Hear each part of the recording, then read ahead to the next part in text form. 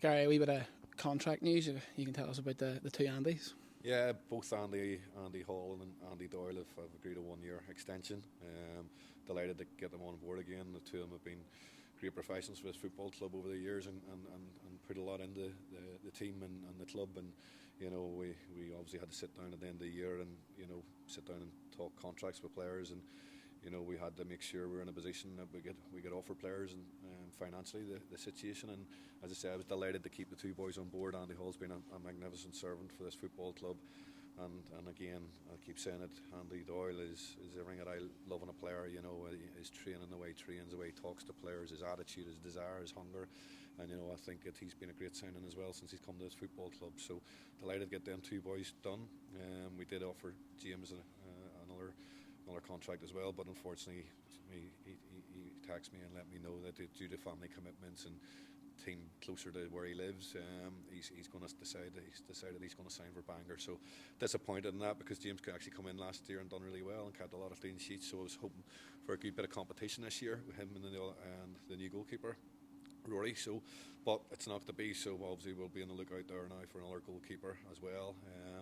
And again, we're still looking everywhere to try and add more quality to the team. It is really, really frustrating because we've looked up in this league and there's no players in this league that are out of contract that would interest us at this minute in time. And that's being brutally honest here. And the players that would interest us are out of contract. Financially, we couldn't compete with. So that's the problem and the situation we're in, and that's why probably we're putting a lot of effort into the Southern League and that Leinster Senior League again, because the quality's not up here that we can afford, unfortunately. So we have to broaden the net. And as I say, we've went down there and we've talked to another couple of players down there.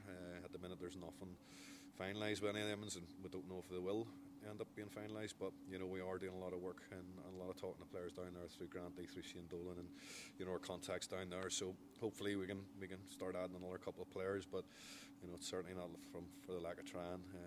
From our behalf, it's just proven to be the most difficult summer that I've had, probably from January onwards, because you'd usually be signing players and pre-contracts and all by then. It's been the most difficult one since my time in the job, because there's nothing out there in our league, so you have to cast your net, and as I say, you have to broaden where you're looking. And as I say, we've done that. Hopefully, as I say, we can add a couple in. But if not, I know from talking to him, Doran Kearney, and that there, he's finding the same problems. He's finding it a really, really difficult time as well to bring players and attract the players to the club, because again, as much as it's great for the league, the big clubs in the league, it's also raising the value of players and what their wages are, and for clubs like ourselves, we can't get anywhere near players that are being released from the likes of Larne or Glentoran or Crusaders or whoever else, and they're probably the types of players that would have the quality that you would want to add to your squad. But unfortunately, they're out of our bracket, and we just have to grin and bear it and get on with it. You mentioned Doran Kearney there. Obviously, we were unfortunate to lose Jack to Coleraine, but again, he was a good servant while he was here. Yeah, Jack, great kid, great family. His dad loved his dad as well, and he's always been a great kid. Probably at this club, he had a really unfortunate time with injuries. He never really got to get a run going, and that's maybe probably what played in this season as well, in terms of maybe a new start, because he hasn't been blessed with luck while he's been here. He's had a lot of injury problems. He's never really hit the ground running in terms of going 15-20 games. He's always broke down or took sick, or and it's been unfortunate, because something that we have a lot of time for. We obviously offered him a new contract, but again, he's decided to go to Korea, and we wish him all the best for that again.